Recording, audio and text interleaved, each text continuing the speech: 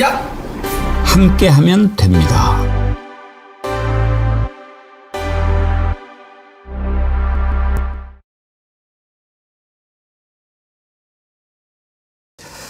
여러분 안녕하십니까, 백운기입니다. 국힘당의 주진우 의원이 당대표 출마를 선언했다고 하네요. 초선이죠. 초선에 불과하지만 국회에 들어올 때 윤석열 최측근이었다가 법사위에서 하도 깐죽대는 짓을 많이 해서 이름이 좀 알려지긴 했지만 주진우의 출마 선언을 보면서 누군가가 떠올랐습니다. 한덕수. 그가 왜 그렇게 대통령 후보가 되려고 했는가. 내란 수사를 통해서 지금까지 한덕수가 얼마나 뻔뻔하게 거짓말을 해왔는지 드러나고 있지 않습니까? 특검은 그를 내란 공범으로 적시했지요. 처벌을 피하기 위해서 정치 탄압이라는 명분을 만들기 위해서 그토록 기를 쓰고 대통령 후보가 되려고 했을 겁니다. 주진우는 윤석열이 최혜병 사건과 관련해서 경로쇼를 벌였을 때 법률 비서관이었습니다. 수사 대상이지요. 김민석 후보자 청문회 때, 총리 후보자 청문회 때 드러난 재산 형성 과정도 살펴봐야 합니다. 아무튼 국힘당은 지금 김문수, 주진우, 전한길 당으로 바뀌어가고 있는데 아예 확실히 극우정당으로 간판을 바꿔 달고 윤석열과 함께 내란의 길을 가겠다. 이렇게 선언하면 어떨까 싶습니다. 헌법을 어기는 위헌정당 해산하면 되니까요. 생방송 백운기의 정치 1번지 출발합니다. 정어리몰이 준비한 여름 특선 2탄 오리 불고기인데요. 양념이 맛있는 건데 이거 소개해 드리기 전에 정어리몰이 준비한 여름 특별 기획 이벤트 먼저 좀 소개를 해 드리겠습니다. 정어리몰에서 직접 제작한 고급 손 선풍기 이거, 그리고 또 지금 이 선풍기를 정어리몰에서 5만 원 이상 구매하시면 사은품으로 드리고 있는데요.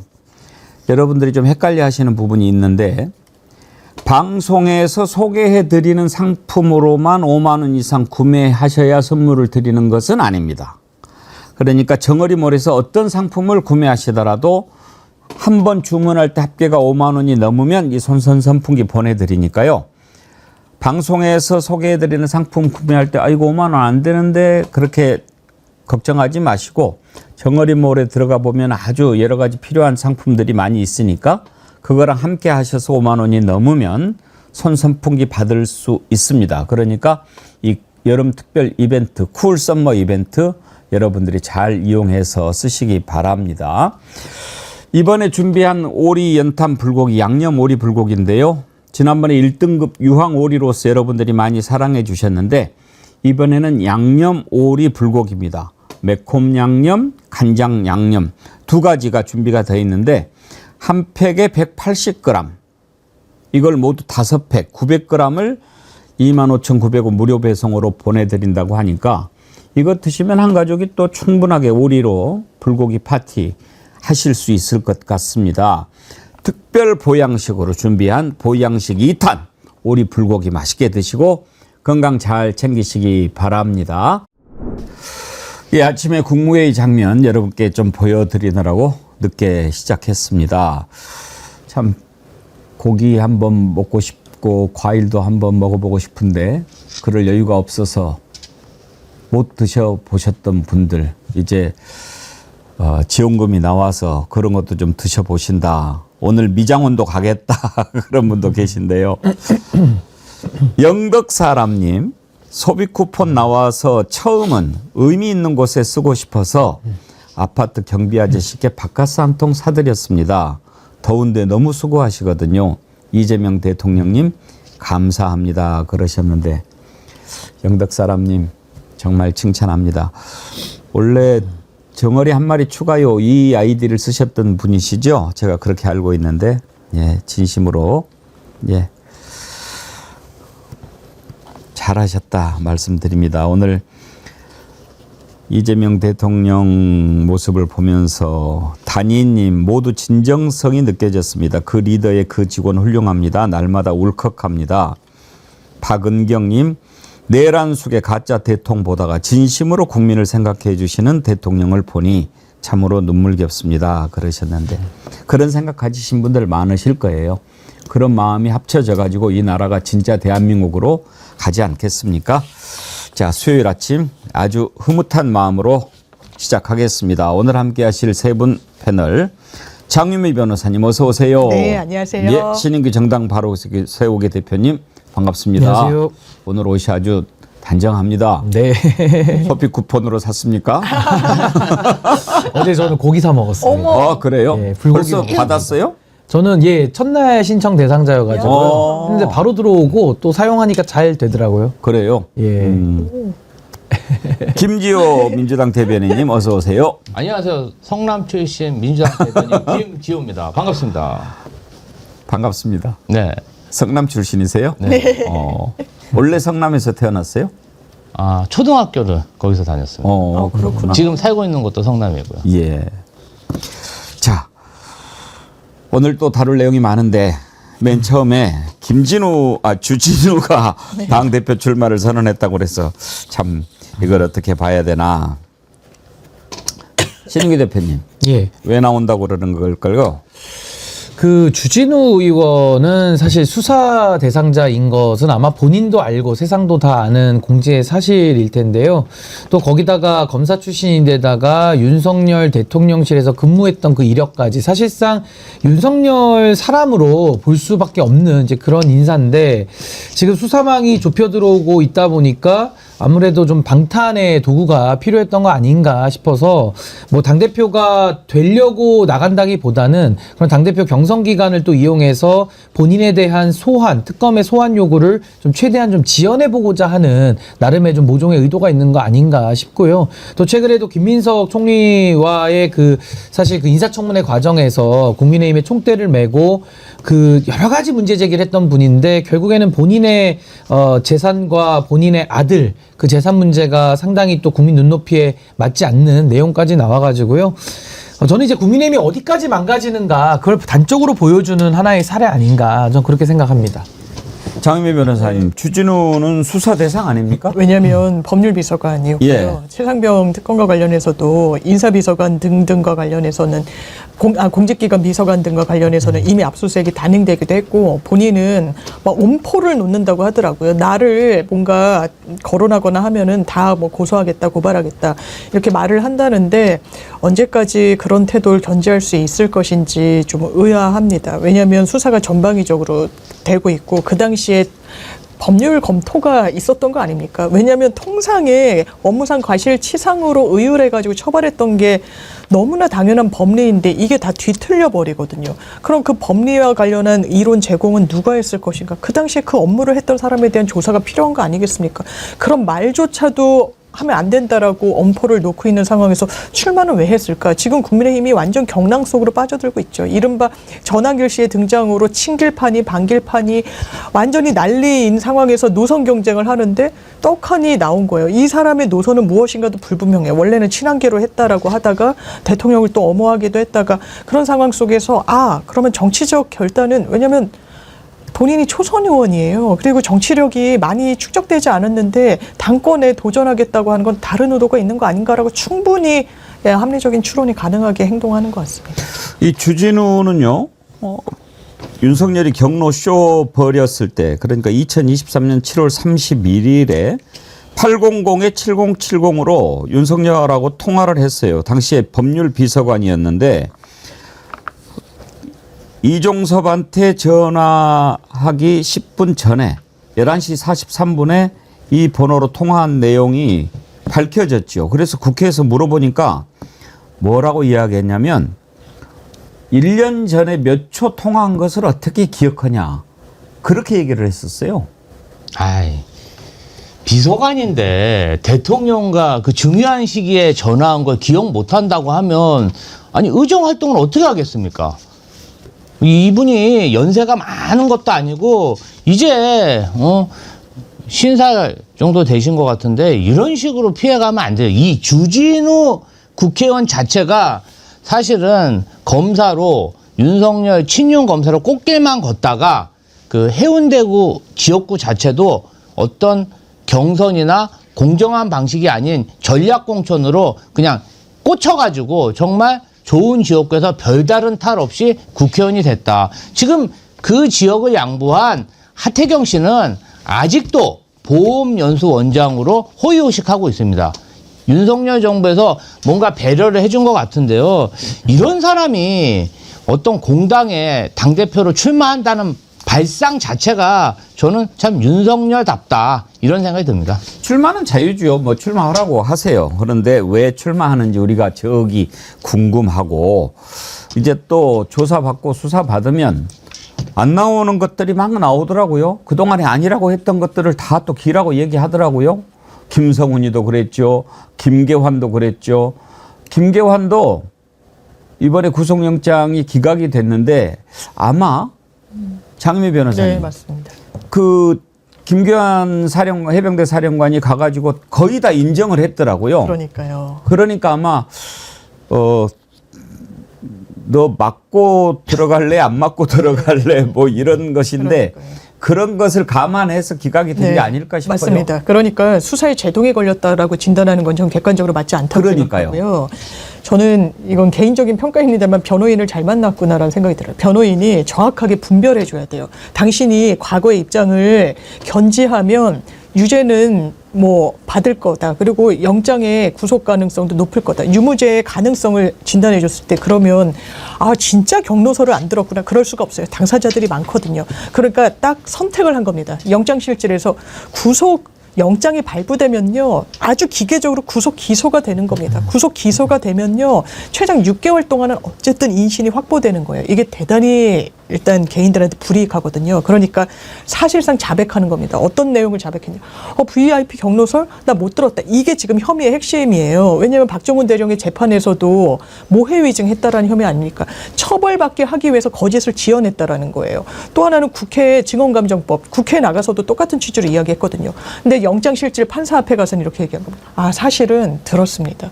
풍문으로 그런 얘기가 있었고 그 당시에는 판사님 거짓말을 하려고 한 게 아니라 그냥 소문일 수도 있어서 대통령을 거명하면서 내가 확실히 들었다고 말하지 못했을 뿐입니다. 맞아요. 들었네요. 라고 이야기를 하는 거예요. 사실상 자인이죠. 경로설이 사건이 뒤틀리게 된 분기점이 됐던 게 맞으니까요. 그러면 당신 박정훈 대령한테 부의가 화내를 냈다. 경로했다고 전달했냐. 딱 잡아서 아니라고 했었어요. 그러니까 영장 청구까지 온 거거든요. 그러니까 아 이거는 전달을 했다란 취지로 또 말을 바꿉니다.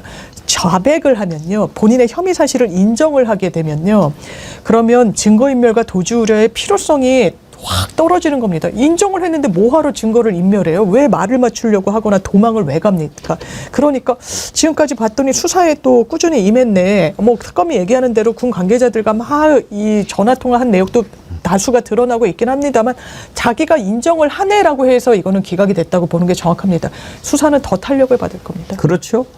그 김계환이 뭐 경로 없었다 그렇게 이야기했다가 그래 그러면 한번 들어가서 기억이 나는지 안 나는지 잘 들여다봐. 그렇게 했더니 이 더위에 들어갈 거 생각하면 힘들겠죠.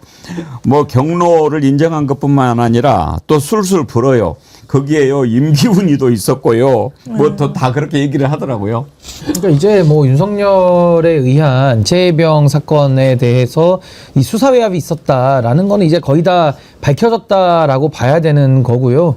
사실은 이제 본인이 윤석열 씨 본인이 수사 외압의 피해자라고 폭로를 하면서 여기까지 온 것인데 정작 알고 보니 본인은 뭐 비교도 되지 않은 이 수사 외압 범죄를 저질러서 저는 가장 최혜병 특검이 속도를 빠르게 저는 일정 부분에서는 결과를 좀 낼 가능성이 매우 높다. 전 기대를 좀 많이 하고 있습니다. 예. 그러니까 조사 이렇게 받아보면 기억이 나요. 주진우도 뭐 1년 전에 뭐 몇 초 통화한 거 기억이 안 난다고 이야기했는데 조사 받으면 기억이 갑자기 날 수도 있어요. 그때 국회에서 했던 발언 한번 들어보실까요? 02800-7070으로 본인이 통화했다고 하는데 그 누구랑 통화했는지 밝힐 수 있는지를 물어보고 밝힐 수 없으면 없다고 얘기하면 되는 거예요. 밝힐 수 있습니까? 하는 것 자체가 불법입니다. 이게 얼마나 편파적인 진행입니까? 밝힐 수 없다는 거죠? 밝힐 수 없다는 거죠? 밝힐 수 없다는 것이 아니라 1년 전에 43초 통화한 사람 1번 전화라고 하면 다 기억합니까? 저 사람이 검사 출신이죠. 네. 근데 이렇게 말하는 투나 태도가 한덕수 권한대행과 좀 뭔가 좀 도플갱어 같아요. 뭔가 좀 하는 행태도 좀 비슷하고. 도플갱어. 예. 사실은 김계현 사령관의 각종 녹취록이나 부하들의 증언을 보면 처음에는 박정훈 대령을 굉장히 옹호하다가 누군가의 압력을 받아서 갑자기 태도가 돌변하지 않았습니까? 아니, 저는 이런 소신 없는, 영혼 없는 장성들 때문에 이번에 계엄도 일어났다고 생각하거든요. 그런데 이렇게 부하들을 버리고 자기만 살겠다고 권력에 무릎 꿇은 사람이 검찰, 특검 수사가 왔는데 또다시 입장을 안 바꿀 리가 없잖아요. 저는 죄수의 딜레마로 이 사람들, 여기와 관여된 대부분의 공직자들과 군 관계자들은 사실대로 이제 다 이야기할 것이다. 본물이 터졌다. 이렇게 생각합니다. 뭐 대표 되겠습니까만은 이제 김문수가 나왔죠. 근데 저는 김문수 나오는 거 보고 또 전환기를 받아들여야 된다라고 얘기를 했어요. 그걸 보면서 신영규 대표님, 그래 차라리 이번에 김문수가 대표되고 김문수가 전환길이 최고위원하고 시키고 그렇게 했으면 좋겠다. 선명해지고 그러면 유연정당으로 해산할 사유를 아주 딱 멋지게 갖추지 않겠나 그런 생각도 들던데요. 애매한 것보다. 그러니까 이제 뭐 김문수 후보가 지금 이제 당대표가 될 가능성은 현재로서는 가장 높다고 봐야 될 거고요. 이제 전환길 쪽하고도 손을 잡겠다. 이게 사실은 좀 놀라운 일인 게 김문수는 정광훈 쪽이고요. 또 전환길은 소년보 목사 쪽이라서 사실 그 두 진영도 굉장히 감정이 안 좋은 상황인데 의외로 역시 또 김문수 후보가 이제 당권에 대한 욕심이 너무 앞서다 보니까 뭐 개보고 나발이고 그냥 다 손잡자. 이번에 나는 무조건 대표 돼야 되겠다. 막 이렇게 생각하는 걸로 보입니다. 그래서 저는 뭐 이번에 국민의힘의 경선 국민들께서 정말 그 당이 바뀔 거라고 기대하는 국민들은 저는 거의 없으실 것 같고요. 그냥 어떻게 망하나, 어떻게 인간의 추악함과 탐욕의 끝을 보이면서 망하나, 아마 이 부분을 지금 다 관전을 하고 있을 거기 때문에 부디 이번에는 의자가 그 체어샷이 그 날아다니더라도 다치지 않길 바랍니다. 지난 전당대회 때도 의자 들고 서로 때리고 이래가지고요. 안 다쳤으면 좋겠어요. 전환길이 요즘 신났더라고요. 잘하면 이 당 내가 먹을 수 있겠구나 그런 생각하는 것 같아요. 요즘에 방방 뜨는데 전환길 최근 발언 한번 들어보시죠. 그런데 그들이 집단적으로 전환기를 지금 다구리시키고 출당시키려고 하면 어제 뭐 이렇게 오늘 뉴스에 또 전환길이가 10만 명을 국힘에 가입시켰다. 10만 명이 아니라 20만, 30만, 40만 다 가입하자고요. 해가지고 우리가 국힘을 우리가 만들어가면 되지 않겠습니까? 그래서 윤석열 대통령이 명예회복시키고 아주 애를 쓰네. 김지호 대변인님. 다구리 저 당은 다구리당 됐어요 이제. 근데 너무 충격적인 영상인데요. 아니 아직도 윤석열을 명예회복시키자는 사람이 있는데 아니 국가 반역죄를 저지른 내란 수괴를 어떻게 저렇게 미화하고 다시 옹립하겠다는 얘기를 하는 것인지 저는요. 국민의힘에서 전환기 씨를 당원으로 유지하는 것 자체도 저는 넌센스라고 생각합니다. 저런 주장을 하는 사람은요, 우리 공화정을 부정하는 사람이에요. 우리 공동체를 부정하는 사람이 대한민국 국민 될 자격도 없는 자들이거든요. 이것은 정당의 문제, 정치의 문제가 아니라 저런 사람들은 빨리 속간해서 처벌해야 된다고 생각합니다. 예. 뭐 한번 그렇게 해보라고 합시다. 그렇게 해서 멋지게 한번 장을 잘 만들어 보면 우리가 또 해야 될 일이 많이 생길 겁니다. 그러니까 국민의힘은 이게 끝났어요. 그러니까 안철수 의원이 코마 상태다라고 했는데 코마는 그래도 생명이 붙어 있는 상황, 뭐 기적이 일어나면 살아날 수도 있는 그런 상황인데 이미 끝났습니다. 왜 끝났냐? 반응이 없으면 죽은 거거든요. 근데 국민의힘은 외부에서 자극을 주든 내부에서 목소리를 내든 그냥 반응이 없어요. 그러니까 지금 가장 대표적인 예가 뭐냐? 전환길은 지금 한동훈 쪽을 향해서 다 나가라고 하고 있어요. 그럼 한동훈 쪽은 전환길 나가라고 하고 있거든요. 그 둘 중에 하나가 나가야 끝나지 않겠습니까?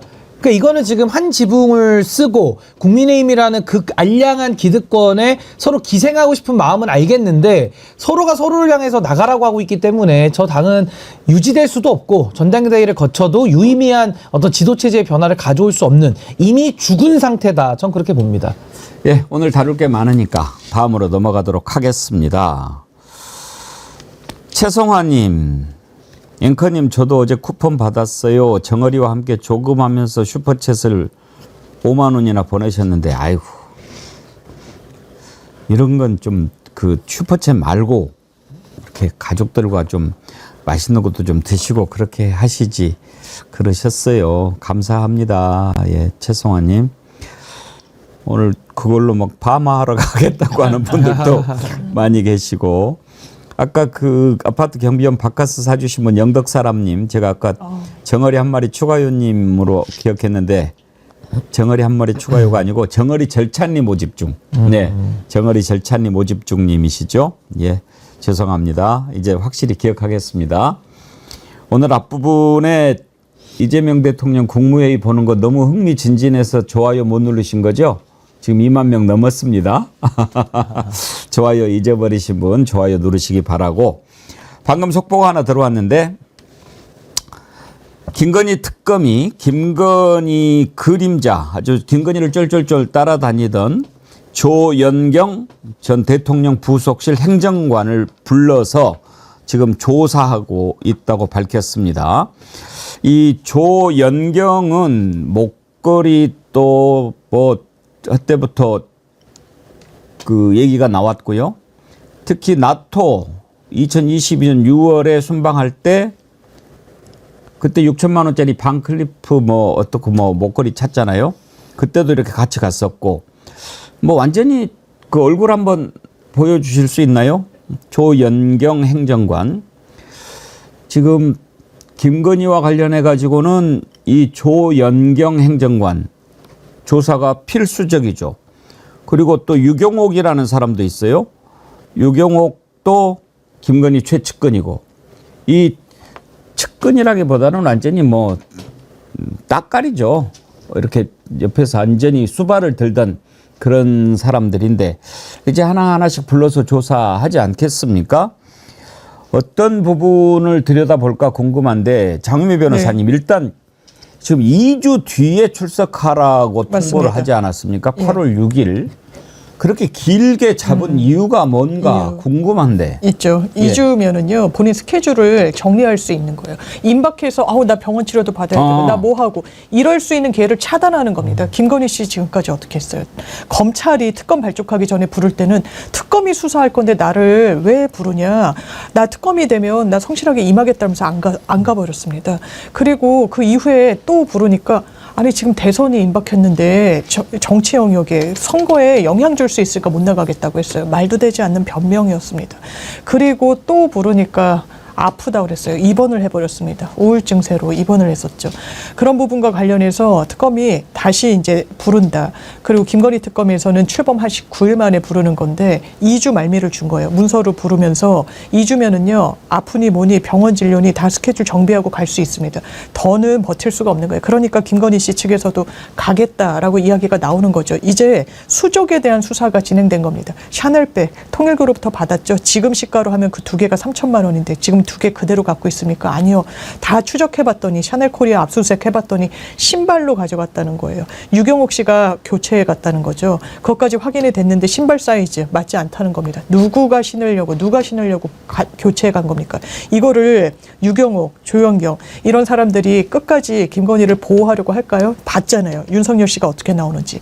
자기 명령을 이행한 사람들을 거짓말쟁이로 파렴치범으로 몰았죠. 자기는 불법한 명령을 내린 적도 없고 오히려 불법을 자행하길래 질책했다라고 이야기하는 사람을 보고 뭐라고 생각할까요? 이제 각자 도생의 시간이 왔습니다. 그래요. 뭐 그 안에 준비를 잘 해야 될 겁니다. 김건희도 이번에 들어가면 꽤 오래 걸릴 것 같은데요.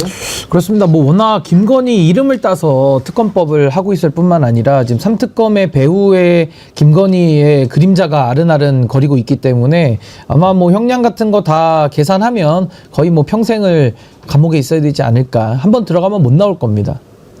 김건희 또 내란 관련된 부분은 없을까요? 일단 열어놓고 조사는 해봐야 되겠죠. 그러니까 그 부분을 뭐 같이 공모했을 가능성 내지는 김건희가 다른 거는 다 국정에 거의 감독자처럼 굴었는데 개헌만 몰랐다 이렇게 하는 것도 좀 어색하거든요. 그리고 뭐 비하폰을 가지고 그 개헌 불법 개헌 당시에도 뭐 조태용 국정원장과도 연락했던 것들도 나오고 있고 하기 때문에 저는 다 열어놓고 수사해 봐야 된다. 전 죗값을 다 물어야 된다고 봅니다. 지금 김건희와 관련해 가지고는 특검이 16개지만 이게 하나하나씩 이렇게 풀어나가는 과정에서 얼마나 엄청난 짓을 저질렀는지 드러나면 아마 국민들이 경악할 것 같습니다. 일단 지금 캄보디아 ODA 공적개발 원조에 관여한 게 이제 드러나고 있지 않습니까? 통일교하고 짜고. 그런데 공적개발 원조라고 하는 게 옛날 그 이명박 때 자원외교 생각나지 않습니까? 거기에 돈을 보내주는데 그걸 어떻게 다 이렇게 감독하기가 쉽지 않을 거예요. 그런데 15억 달러인가 150억 달러인가? 뭐 15억인가? 15억. 15억이 한 2조 되죠. 네. 이거를 또 30억으로 늘렸어요. 그러면은 거기에서 30억 보낸 걸로 치고 15억 받고 빼 돌리기만 해도 2조가 생겨요. 2조. 그리고 이제 백혜령 경정이 의심하는 것은 마약 사업에 직접 관여했을 것이다 라는 거거든요. 그러니까 이 김건희의 탐욕은 우리가 상상하는 것을 훨씬 뛰어넘을 겁니다. 이런 것들이 다 지금 하나하나씩 드러나고 있지 않습니까? 통일교에서도 지금 관여된 게 막 뭐 다이아 목걸이 얘기도 나오고. 제가 좀 설명을 덧붙이면요. 원래 캄보디아에 지속적으로 ODA 예산 지원했던 게 한 7억 달러 정도 된다고 합니다. 그런데 갑자기 통일교의 로비와 윤석열 정부 시기에 15억 달러로 갑자기 2배 이상 뛰었다고 합니다. ODA 예산이요. 공적 개발 원조기 때문에 사실상 그렇게 큰 변동률을 기록할 수가 없습니다. 정말 누군가가 강한 힘으로 공직자들을 압박하지 않았다면 그렇게 예산이 늘어날 수가 없고 그 주체가 아마도 윤석열과 김건희가 아닐까 이런 생각이 들고 여기에 김건희 씨와 아주 밀접한 관계, 김건희 씨가 코바나 콘텐츠 대표로 있을 때 어떤 전시회만 하면은 여기 지원을 하고 함께 일한 히림이라는 그러한 회사가 또 이 사업에 참여를 합니다. 그러니까 공적 개발 원조를 하면은 모든 사업이 그 지역에서 소비되는 게 아니라 어떤 전시라든지 뭐 어떤 행사라든지 이런 것들은 국내 업체를 또 사용할 수도 있는 것 같습니다. 최대한 또 저희 정부 예산이 들어가기 때문에 국내 업체도 포함시키는 게 맞겠죠. 그런데 왜 하필 그 사업에 김건희 씨와 관여된 그런 회사가 참여했을까? 저는 이 사안 관련해서는요, 수출입은행, 기획재정부, 이런데 모든 자료가 남아 있습니다. 이 의사결정을 했을 때 누군가가 압력을 넣었는지, 어떤 방식으로 의사결정을 했는지 공직자들이 다 녹음하고 이메일로 기록을 남겨놨을 거라고 생각하기 때문에 그 실체가 이제 금방 다 백일화에 드러날 수 있다고 봅니다. 그러니까 김건희 특검 16개 의혹은 수사 대상으로 적시된 우리가 어렴풋이 그동안 김건희 주변에서 일어났던 의혹들을 가지고 만든 건데 지금 수사를 하면서 드러나는 것들을 보면 오히려 훨씬 더 어마어마한 것들이 뒤에 있는 것으로 보이지 않습니까? 그래서 원래 그 수사 대상에 수사를 하면서 인지한 것은 또 수사할 수 있게끔 그렇게 해 놓았는데 지난번에 법원에서 이건 수사 대상이 아니다라고 압수수색 영장을 또 기각을 했잖아요.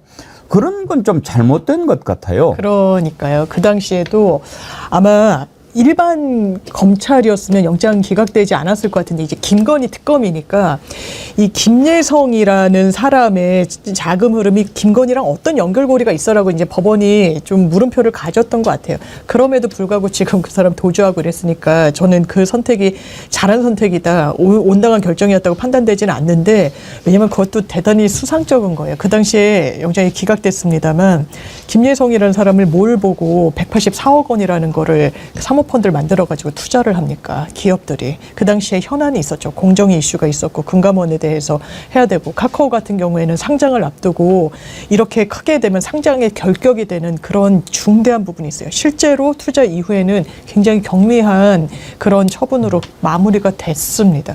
그리고 수상쩍게도 46억 원이라는 돈이 빠져나갑니다. 이 돈의 흐름을 지금 특검이 엄청나게 집중적으로 들여다보고 있다는 거예요. 친인척의 이런 계좌를 가공해가지고 활용했는지 아니면 해외로 빼돌리지는 않았는지 정확하게 수사해야 됩니다. 김건희는 이제 더 이상 무풍지대가 아니에요. 그렇게 남겨두는 게 사법정의도 아닙니다. 지금 김건희 특검이 확보한 영수증 가운데 보면은요. 압구정동의 갤러리아 백화점 그라프 매장에서 다이아몬드 목걸이를 상품권으로 6,220만 원 결제한 거, 그리고 또 샤넬 가방 영수증 이런 거 지금 다 나오지 않습니까? 그런데요, 이것만 봐도, 그러니까 이것만 해도 6천만 원이 넘는 다이아 목걸이 만약에 통일교에서 받았다면 이건 엄청난 거죠. 그런데 김건희가 누굽니까? 이게 목걸이 이걸로 그냥 끝날 문제겠습니까? 김건희는 완전히 그 장사치 아닙니까? 그러면 야 인마 너네들이 캄보디아 그렇게 해서 내가 지금 해주는 게 얼만데 이렇게 다 지금 계산이 있을 거 아니에요. 그러면 목걸이는 그야말로 완전히 이건 곁다리 반찬이지 목걸이가 주가 되겠습니까? 그러니까 뭐 좋은 레스토랑 가서 먹는 그 에피타이저 같은 이제 그 그쵸, 수준이고 그쵸. 이제 몸통은 따로 있겠죠. 스테이크는 아직 안 나온 거죠. 아직 안 나왔죠. 예. 그래서 저는 사실 김건희의 이 범행이 이건 상당히 비난 가능성이 너무 높은 게 지금 이 거론되는 의혹들 중에 하나 정도만 나와도 정권이 날아갈 사안인데 그 많은 의혹들이 지금 쏟아져 나오고 있는 상황일 뿐만 아니라 이 뇌물도요. 보통 뇌물 받는 공무원들 인생 패가 망신하거든요. 근데 지금 김건희는 뇌물을 받아먹은 것만이 문제가 아니라 결국에는 검찰에서 그 드러났던 범죄 혐의들까지도 다 덮어주는, 그러니까 쉽게 말해서 검찰권까지 사유화해가면서 본인의 뇌물을 비롯한 여러 가지 그런 범죄를, 대형 비리 범죄들을 다 덮어왔던 거기 때문에 전 이제 그동안의 수사를 3년간 못하다가 이제 몰아서 다 하는 거 아니겠습니까? 저는 국민들께서 경악하실 수밖에 없고 참 희대의 정말 범죄자다. 저는 김건희 같은 사람은 역사상에 전에도 없었고 아마 김건희 이후에도 없을 만큼의 하여튼 정말 모든 범죄를 다 가지고 다니는 사람 아니냐. 정말 독특한 케이스입니다. 그래서 제가 요즘에 자꾸 이야기합니다. 김건희 특검법 좀 수정을 해서라도 개정을 해서라도 내란 특검보다 더 많은 인력 투입하고 해야 된다. 그렇게 주장을 하거든요. 근데 그 법 개정은 가능합니까? 아, 가능하죠. 가능하고. 법이라는 거 개정하고 그럼요. 법도 바꿀 수 국회에서 있는데. 의결하면 가능한데 이제 이 부분 관련해 가지고 뭐 뇌물을 받는다든지 뭐 그런 오염되는 경우가 있는데 이 김건희 씨는 아예 처음부터 대통령이 될 때부터 내가 국가 권력을 사유화해서 해먹어야겠다. 아니 국가 권력으로 어떻게 국가 권력을 수익 모델로 삼았고 이따위 짓거 그 ODA 사업 예산을 그렇게 해가지고 그 뇌물 받을 생각을 한다는 것 자체 그 어려운 사람 도와주는 그게 어떻게 백마진 받는 거지 않습니까? 그러면 그걸로 어떻게 그 목걸이를 하고 다닐 생각을 하냐 이거예요. 어려운 사람 도와주는 그 ODA 원조금을 가지고 이거 정말 죄질이 나쁘지 않습니까? 국가 권력을 사유화한 게 아니고요. 대통령이라고 하는 자리가 국가 권력이라고 생각하잖아요. 자기가 그냥 그 갖는 취득했다. 개인 권력을 취득했다 이렇게 생각하는 거예요. 그리고 대통령이 되고 나서 그렇게 한 게 아니라는 게 바로 양평고속도로입니다. 이미 대통령이 되면 이거 해먹어야지라고 준비가 돼 있는 거죠. 그러니까 대통령 당선되자마자 인수위 때 양평고속도로 해먹은 거 아닙니까? 아니, 그러니까 김건희의 그 뭐랄까요? 그 제가 굉장히 참 이런 사람은 역사상 존재하기 어렵다고 본 게 그 보통 집안에서 범죄자가 한 명 정도 나오기도 쉽지 않거든요. 근데 여기는 윤석열 범죄자, 김건희 범죄자, 엄마 최은순 범죄자, 오빠도 범죄 아마 다 연루돼 있을 겁니다. 그러니까 집안 자체가 그냥 범죄 패밀리예요. 범죄 패밀리. 근데 그걸 또 덮어주고. 그러니까 이게요, 정말 김건희의 이 국가를 농단하고 사유화한 그 범죄에 덧붙여서 아마 이 일가가 해먹은 게요, 아마 상상을 초월할 겁니다. 제가 볼 때는 정말 뚜껑을 열어보면 상상을 초월할 일들이 아마 나올 것이다. 전 그렇게 봅니다. 이 사람들이요 또 범죄 패밀리. 가족 단위로 개명하는 사람 또 처음 봤어요. 김건희 씨도 그렇고요. 그 오빠도 이름을 개명한 걸로 알고 있습니다. 또 어떻게 개명할지 몰라요. 정말 사기꾼 집안이죠. 사기꾼 집안이죠. 아니, 그러니까 집안 자체가 이게 범죄에 다 총동원되고 예. 검찰권까지 동원해서 범죄 이용하기가 이게 이런 일은 우리가 볼 수가 없는 일이기 때문에요. 예, 그래서 저는 더더욱 가불성이 높고 정말 국민들을 가지고 논 거기 때문에 뭐 놀 때는 자기들은 기분 좋았겠죠. 짜릿했겠죠. 근데 거기에 대한 이제는 대가와 책임을 치를 아주 엄혹한 시간이 지금 열렸다. 이렇게 저는 봅니다. 사기꾼은 또 사기꾼하고 친하죠. 유유상종. 지금 김충식 얘기가 계속 나오는데 김충식이 최은순 내연남으로 알려져 있죠.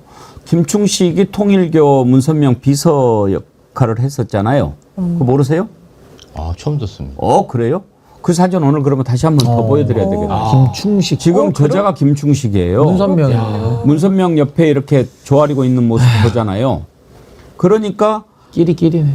최은순의 내연남인데 통일교하고 김건희가 어떻게 연결돼 있는가? 야. 그 거리가 이제 바로 김충식인 거예요. 뿌리가 엄청나게 짙군요. 그럼요. 통일교하고. 그러면은 통일교 지금 저 문선명 와이프 한학자가 라스베이거스에서 600억? 네. 무슨 도박을 그렇게 세게 하냐? 그거 돈 세탁에 의심이 들죠. 돈 세탁에. 돈 세탁. 그리고 김건희가 지금 뭐 코인 관련해가지고도 지금 또 연결돼 있거든요. 김건희가. 그러니까 그런 것들도 코인이나 도박 이런 것들이 아마 이 일가의 돈을 세탁하는 하나의 용도로 쓰였을 가능성은 매우 높다고 저는 봅니다. 예. 권진에 대해서도 남부지검에서 처음 수사 착수했을 때는 코인 이슈였었거든. 그러니까 말씀을 들으니까 지금 뭐 진짜 존버 좀 킴인가 뭐도 나오지 않습니까? 그 사람이 킴인데 박씨라고는 하는데 하여튼 뭐 그런 식의 코인과 관련된 문제들도 지금 김건희 관련돼서 나오고 아니 이거는요 그냥 상상 초월입니다. 상상 초월. 그러니까 일가가 다 동원된 그냥 범죄 가족. 예, 이건 뭐 정말 소설 이렇게 쓰라 해도 못 쓸 것 같아요. 제가 볼 때. 내부자들 영화는 아무것도 아닐 것 같아요. 이거 영화보다 드러나면. 더 영화 같은데. 예. 아니 뭐 파도 사기꾼들만 이렇게 한 추록으로 나옵니까? 이거 정말 국가적으로 국민의 한 사람으로서 너무 창피합니다. 그러니까 주가 조작은 정말 이 사람들한테는 귀여운 범죄고요. 그 잔고 증명 위조하는 거 있잖아요.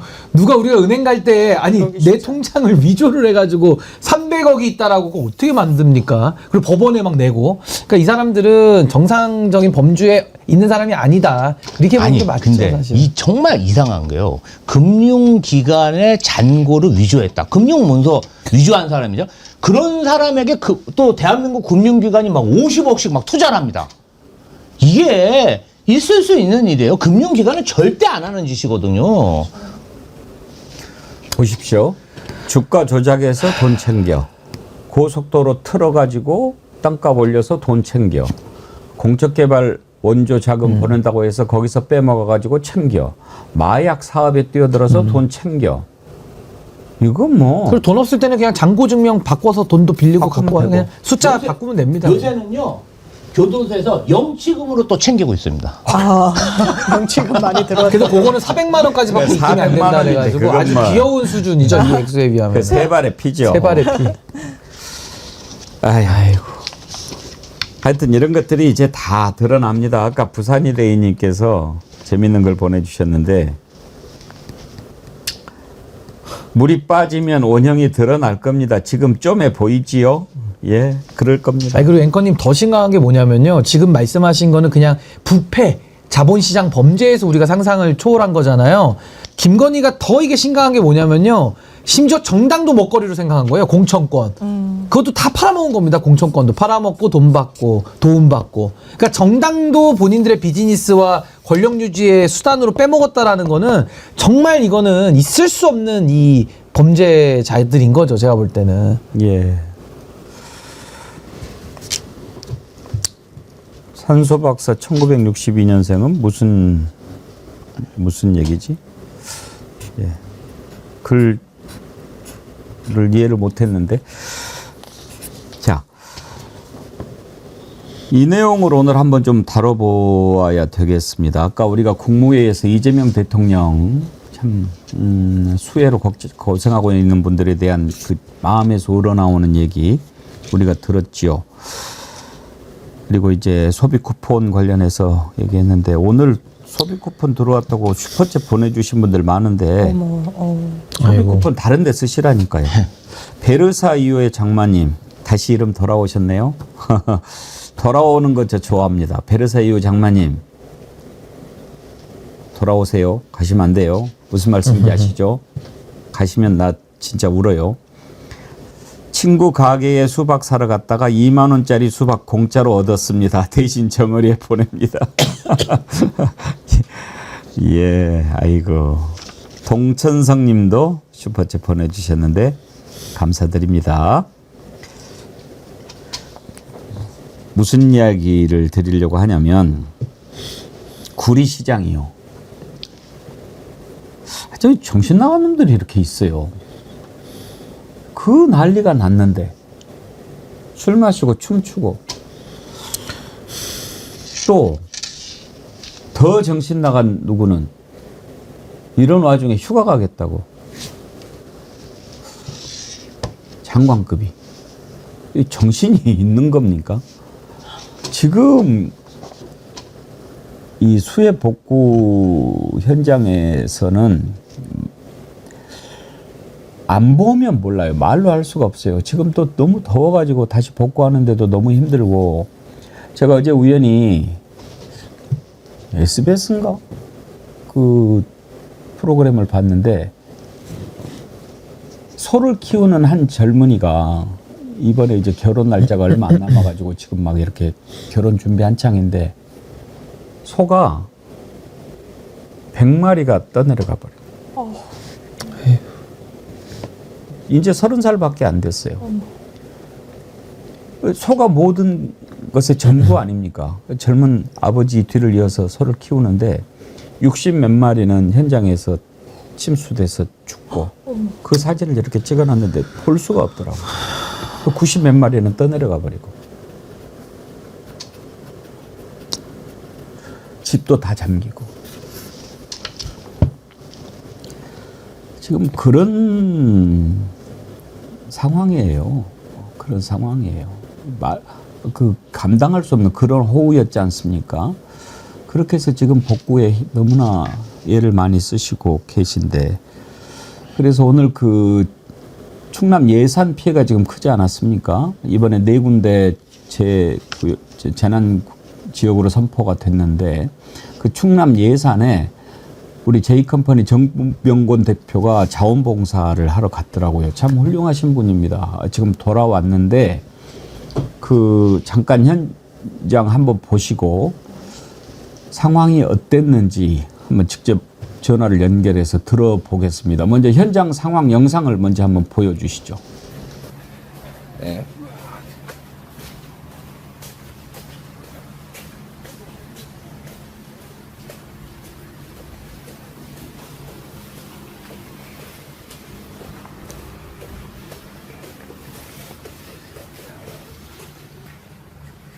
딸기 심을 때 쓴 툴인데 그냥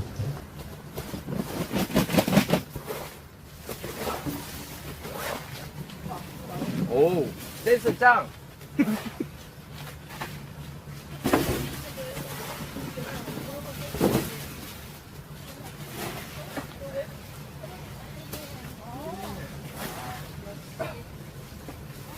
일단 해봐요 이 정도. 막노동. 그냥 가만히 서 있어도 땀이 나요. 네. 가만히 서 있어. 할만해요?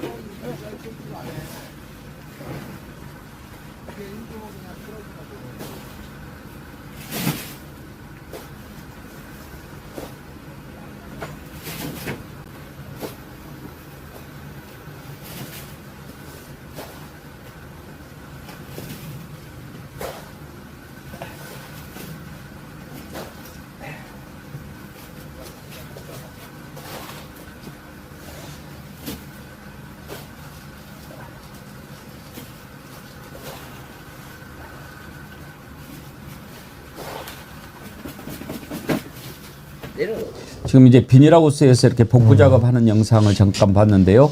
J컴퍼니 정병곤 대표님 전화로 연결돼 있습니다. 대표님, 네, 안녕하십니까. 아이고 수고 많으셨네요. 지금은 어디세요? 저는 이틀 동안 예산에서 수해 복구를 돕고요. 예. 오늘은 좀 일 때문에 잠깐 서울에 올라와 있고 내일부터 또 다른 지역을 수해 복구 현장에서 봉사활동 하려고 준비 중입니다. 예산에 그러면은 사흘 전에 가신 거네요? 제가 월요일 날 갔다가요. 예. 그 어저께 화요일까지 이틀 동안 월화 봉사활동을 이틀간? 하고. 예. 네네. 어떻든가요 현장 상황이? 우선 우리가 생각했던 것보다 굉장히 심각하고요. 예. 저희가 여러 군데를 돌면서 이제 봉사를 했는데 일단 가정집 같은 경우는요 거의 뭐 그냥 쓸 수 있는 물건이 하나도 없을 정도고, 그리고 방금 보신 비닐하우스 저기 딸기밭이거든요.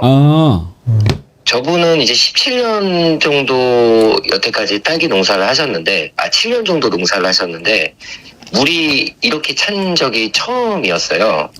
그래서 지금 저 비닐하우스 같은 경우는 원래 딸기를 심으려고 준비를 하고 있었는데 그 모든 것들을 다시 다 버리고 다시 시작해야 되는 그런 경우입니다. 그러니까 거기 있던 모든 흙을 다 치우고 다시 또 흙을 넣고 그다음 모든 장비를 다시 새로 사야 되는 그런 피해를 입으신 거죠. 현장에 계시는 분들이 제일 뭘 많이 호소하시던가요? 지금 가장 필요한 게 인력입니다. 인력. 네, 지금 워낙 200년 만에 폭우가 내려서 한 곳이 집중적으로 수해를 입은 게 아니라 정말 많은 곳이 수해를 입었잖아요. 예. 그래서 인력이 굉장히 부족하고요. 실제로 이게 사람이 할 수 있는 일이 있고 기계를 할 수 있는 일이 있는데 지금은 가장 필요한 게 사람이 투입돼서 이렇게 씻거나 아니면은 뭘 치우거나 이게 가장 필요하다고 그렇게 말씀을 하고 계십니다. 그래요. 지금 이렇게 열심히 삽질하고 계신데 혼자 가셨나요? 아닙니다. 지금 뭐 구독자분들과 또는 유튜버분들 예. 저희가 이제 이재명 대통령이 당선이 되고 이런 재난이 처음 일어났잖아요. 예. 그래서 이제 민주당에서 그냥 말로만 하지 않고 우리 당원들이나 아니면은 이재명 대통령을 지지하는 분들이 솔선수범하겠다라는 생각으로 이렇게 저희는 한 15명 정도 내려갔습니다. 많이 가셨군요. 네네. 내일은 어디로 가신다고요?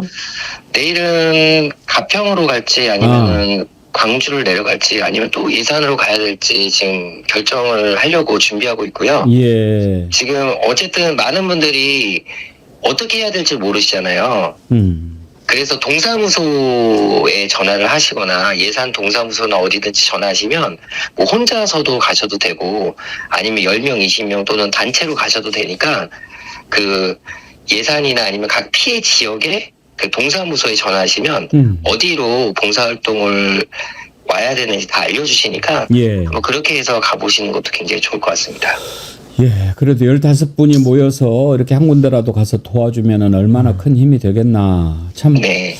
정말 존경합니다. 네, 감사합니다. 그동안에 내란 와중에 또 윤석열 쫓아다니고 많이 있으셨는데. 네네. 그 재판은 다 정리가 됐나요? 아니요, 재판이 아직 정리는 안 됐고요. 예. 재판이 이제 2개 남았는데, 예. 그 저번에 벌금 20만 원으로 윤석열 쫓아다녔던 예. 뭐 면허 취소하겠다 벌금 20만 원은 항소를 했는데 아직까지 뭐 어떻게 재판을 하겠다는 얘기는 안 나오고 있습니다. 우리 장유미 변호사님이 맡아주신 거죠? 네, 맞습니다. 네. 우리 장유미 변호사님 오늘 나와 계세요. 네. 그래요? 장윤 변호사님이 예. 제 변호를 너무 잘해주셔가지고 예. 그 너무나 당연한 거를 이렇게 또 재판을 받아야 된다는 게 참 웃기긴 했지만 아마 변호사님도 굉장히 어이없으셨을 겁니다. 예. 네. 그래요. 또 그 현장에서 애쓰시다가 네. 좀 우리 함께 나눌 만한 그런 영상 있으면 좀 보내주시고 네네. 그렇게 해주십시오. 알겠습니다. 예, 건강 잘 챙기시고요. 네, 알겠습니다. 감사합니다. 감사합니다. 네. 충남 예산 현장에서 자원봉사하고 돌아오신 J컴퍼니 정병곤 대표님 만나서 상황 들어봤는데 지금 현장의 상황이 보통 힘든 게 아닙니다. 이재명 대통령도 가가지고 이렇게 직접 지시하고 그러는 모습 봤는데 이 와중에 구리시장이라는 자가 저녁에 춤추고 노래하고 술 마시고 그랬다는 거 아닙니까? 그 영상이 있어요. 한번 봅시다.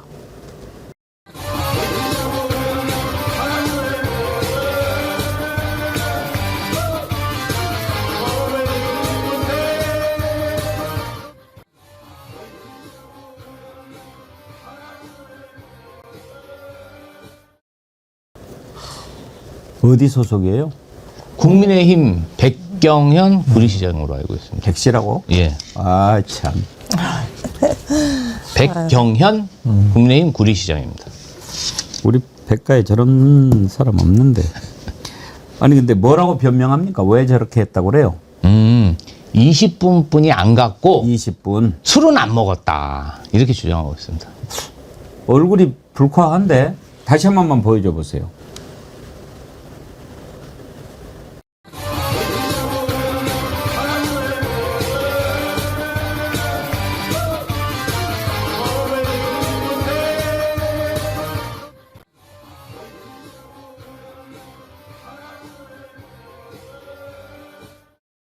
술 안 마시고 저렇게 춤추고 노래하면 참 그것도 실력자네. 아이, 대낮에 술 안 마시고 저렇게 왔다 갔다 하면서 지금 수해가 났는데 흘러가는 강물처럼을 외치며 노래를 부르는 게 그게 제정신이겠습니까? 술 안 마셨으면요. 저분은 정말 정신과에서 한번 상담 한번 받아봐야 됩니다. 아니, 지금 그 지역에서 본인이 문자까지 보내고 수해 관련해서 당부까지 하고 홍천까지 가서 저렇게 지금 춤추고 놀았다는데 정말 너무 황당합니다. 이재명 대통령도 저 얘기를 듣고 상당히 좀 분노를 많이 한 것 같습니다. 국무회의에서 정신 나간 공직자 이런 표현을 쓰던데요. 이재명 대통령 발언 한번 들어봅시다. 이번 재난 과정에서 참 열심히 응하는 공무원들도 많이 보입니다. 우수 사례, 모범 사례들을 최대한 발굴해서 타의 모범이 될 수 있도록 조치해 주시기 바라고, 또 한편으로 보면 시민들이, 국민들이 죽어가는 그 엄혹한 현장에서 음주 가무를 즐기거나 그 대책 없이 행동하는 정신 나간 공직자들에 대해서는 아주 엄히 단속하기를 바랍니다. 공직사회는 신상필벌이 참으로 중요하다는 점을 다시 한번 강조합니다. 근데 장미 변호사님, 저는 선출직들 저런 짓을 했을 때 어떻게 혼을 낼 수 있죠? 선거로 해야죠. 지방선거 선거밖에 얼마 안 없나요? 남았으니까요. 지금 지방선거 때문에 저렇게 했다라고 보는 게 합리적인 거 아니에요. 내년에 자기 당 타이틀로는 연임을 할 수 있을지 굉장히 고민이 됐을 겁니다. 강원도 홍천 제가 찾아봤어요. 구리시청에서 강원도 홍천에 그러니까 어딘지는 정확히 특정이 안 되니까 유명한 그런 관광 단지까지 얼마나 걸리나. 새벽 시간대에도 1시간 이상이 걸려요. 저기 본인 지역 유권자들 야유회 자리 간 거 아닙니까? 그날은 구리시 시청 공무원들이 비상근무하던 때였어요. 자기의 그 관할 내에서 물난리가 났던 겁니다. 그런데 이탈을 했을 뿐만 아니라 야유회를 따라가서는 20분만 머물렀다. 저 있는 그대로 믿지 않습니다. 그리고 지금 유튜브로 본인이 잘못했다라고 사과 반성을 했던데 저는 개인적으로 진정성 있다고 느끼지 않았습니다. 그러니까 정신이 완전 딴 데 팔려 있는 거죠. 이거 어떻게 해야 되겠습니까? 유권자분들이 어떻게 이 부분을 그대로 구리 시정을 믿고 맡겨도 된다라는 판단을 할 수 있을까요? 선거 때문에 그런 거예요. 국민의힘이 어려우니까요. 이분이 9급에서부터 출발해가지고 어쨌든 시장까지 된 분이라고 하는데 그러면 더 이러시면 안 되죠. 구리시에 대해서 일가견이 있는 분이라면 더 이런 행동을 하면 안 되는 겁니다. 구리시 그 게시판에 지금 글들이 막 올라오고 있던데 그 화면 한번 좀 잠깐 띄워봐 주실래요? 흘러가는 강물처럼 노래 잘하네 시장. 구리 시민으로 정말 쪽팔리네요. 구리시 투석실 차량 운영하게 해주세요. 투석실 차량은 뭐죠? 이건 아마 다른 민원을 투석 뭐 관련된 건가요? 돌 던지는 그런 차 말고. 정신줄 놓으셨나? 도대체 뭐 하는 겁니까? 이건 아니잖아요. 사퇴하시오. 빗발치고 있습니다. 이런 자가 있고 또 이번에 산청은 완전히 전 지역 다 대피령까지 내리지 않았습니까? 거기에 이재명 대통령 가가지고 지난번에 산불 피해가 많이 났는데 그것 때문에 뭐 피해 본 거 없냐 그러니까 부군수라는 자가 계속 없다고 하더라고요. 그럴 리가 해서 3번이나 물어보는데도 없다고 그러는데 나중에 보니까 시천면인가 거기는 완전히 뭐 이렇게 막 그 산사태가 나가지고 피해가 그러는데 왜 이제는 피해가 안 났다고 그렇게 이야기를 했을까요? 그러니까 이게 뭐 공무원들이 사실은 그 자기보다 위에 직급에 있는 그 상급자들을 속이는 경우도 많이 있고요. 그러니까 뭐 그 의도야 뭐 자신들의 어떤 실정이나 이런 것들을 뭐 가리기 위한 것도 있을 수 있겠는데 저는 무엇보다도 이 공직에 대한 기본적인 인식 자체가 완전히 결여된 거 아니냐. 지금 저는 구리시장 같은 경우도 이 지방자치 제도를 하고 있기 때문에 사실 주민소환을 당해도 싼 상황인데 이게 또 주민소환법도 앞뒤로 임기 1년 때는 또 하기가 어려워서 이제는 현실적으로 다음 지방선거에서 이제 표로서 심판하는 게 가장 현실적인 방법일 텐데요. 이 수해하면은 또 생각나는 사람 있지 않습니까? 김성원 의원이라고 수해를 복구를 도우러 가가지고 오늘 사진이나 잘 나오게 비나 더 내렸으면 좋겠다라는 그 수해로 피해를 입으신 분들의 마음을 또 한 번 핥히는 이제 그런 발언을 해서 또 문제가 됐던 경우도 있었습니다. 그러니까 결국에는 이 공직자라는 사람들, 특히 선출직들이 국민을 표로 보고 그리고 국민들이 표를 줬을 때 또다시 국민들의 마음에 상처를 이중으로 주는 전 이런 식의 행태들 정말 근절해야 되고요. 그러기 위해서는 정말 투표 잘 해야 된다라는 것을 더 느끼게 만들어주는 그런 장면 아니냐라는 생각이 듭니다. 제가 행정을 좀 경험했으니까 이 부분 관련해서 좀 설명드리면 공직사에 가장 문제가 되는 게 허위 보고하고 복지 부동입니다. 이 산청 부군수는 본인이 알고 있으면서 저는 100% 허위 보고했다고 생각하고 이 지역이 국민의힘이 오랫동안 집권하던 지역이고 국민의힘 집권 지역에 대해서 뭔가 피해가 나고 이런 것들을 아마 의도적으로 숨기라고 지침을 받았을 겁니다. 그리고 이재명 대통령에게 본인이 속여서 허위 보고를 해도 나중에 확인하겠어? 이런 복지부동한 생각을 가지고 거짓말을 했다. 저는 이 부분 관련해서는 감사가 좀 필요하지 않나, 추궁을 해야 된다고 생각합니다. 정신당한 사람 또 있어요. 참 이름도 올리기 싫은 이진숙. 지금 방통위원장이죠. 그랬더니 이 난리에 휴가를 가겠다는 거예요. 뭐 수해 복구 현장 가겠다고 그 휴가 낸 게 아니라 그냥 쉬겠다고. 이 정신이 있는 겁니까? 지금요, 방송통신위원회가 이 재난 와중에 해야 될 일이 뭔지를 알긴 할까요? 일단 대통령이 안 돼 하고 반려를 했는데 강유정 대변인 발표 들어보시죠. 방금 전에 이진숙 방송통신위원회 위원장의 휴가 신청권 반려에 대해서 공지 나갔습니다. 제가 좀 선제적인 질문에 대한 대답을 드리면 이진숙 방통위원장 같은 경우는 지금 재난 기간에 그 재난에 담당해야 하는 기관장이지 않습니까? 그런 부분에서 휴가가 반려되었다고 할 수 있겠고요. 그 이유는 이제 제가 상신 예정일이 이제 21일, 오늘이 이제 제가 상신된 제가 예정일이었기 때문에 오늘 반려되었다는 거. 휴가는, 정기휴가는 일단 대통령의 재가가 필요한 상황입니다. 이런 고위공무원 같은 경우는 재가를 통해서 휴가를 갈 수 있기 때문에 규정에 따라서 반려한 거라고 보시면 될 것 같습니다. 방송통신위원장 이런 재난 기간에 해야 될 일들이 뭡니까? 왜냐면 제가 KBS 구성원들만 만나도 본인들이 재난 방송 주관사라는 이야기 진짜 많이 해요. 그래서 그 부분과 관련해서 뭐 편성 이런 얘기를 하는데 방통위원장이 재난과 무관하지 않습니다. 그 재난 방송과 관련해서 고지해야 되고요. 관할해야 되고요. 그 부분과 관련해서 부족함이 있는지 지시해야 되고요. 또 외국인 분들도 계시기 때문에 거기에 소홀함이 없도록 다 챙겨봐야 돼요. 그런데 휴가를 가겠다고 하는 겁니다. 과연 공직을 어떤 자세로 하고 있는가. 지금 국무회의에서도 배제된 거 아니겠습니까? 본인 정치를 하기 위해서 대구시장 출마설이 무성하고 그러면 본인한테 공직에 복무할 기회가 있었을 때 어떤 자세로 하는지 국민들이 다 보고 있는 거예요. 근데 나 휴가 가야 되겠다. 모르겠습니다. 비행기표를 끊어놨는지 해외 어디에 일정을 잡아놨는지 호텔을 예약했는지 모르겠습니다만 그게 아까워도 자리를 지키는 게 공직자예요. 그래야 나중에 진보 보수를 떠나서 국민들 선택받고 이러는 겁니다. 어떻게 정치를 하겠다는 분이 이런 아니란 생각을 해서 자당을 그리고 사실상 보수 여전사 자임하는데 보수를 이렇게 욕보일 수 있습니까? 신인규 대표님, 저 어떻게 예. 안 됩니까?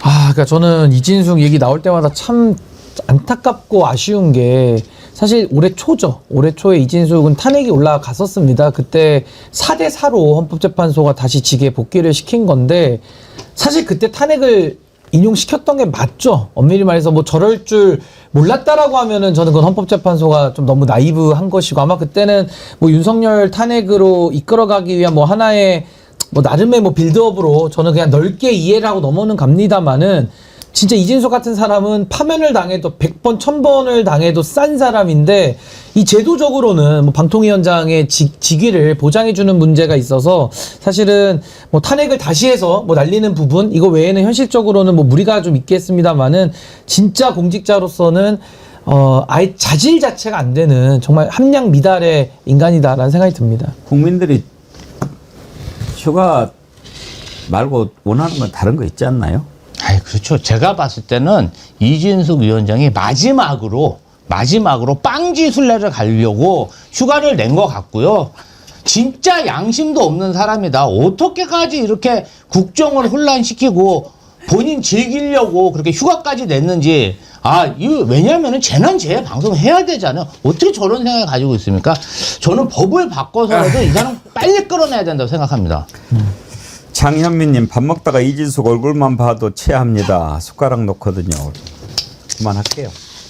그리고 쉴 거면은 그냥 영원히 쉬는 것도 괜찮습니다. 그냥 잠깐 쉬는 게 아니라 쭉 쉬기 바랍니다. 예, 오늘 1부는 여기까지 하고요. 2부에서 예고해드린 대로 민주당 대표 후보로 나온 박찬대 전 원내대표 만나보도록 하겠습니다. 함께해 주신 김지호 대변인님, 장유미 변호사님, 신인규 대표님 수고하셨습니다. 감사합니다. 감사합니다.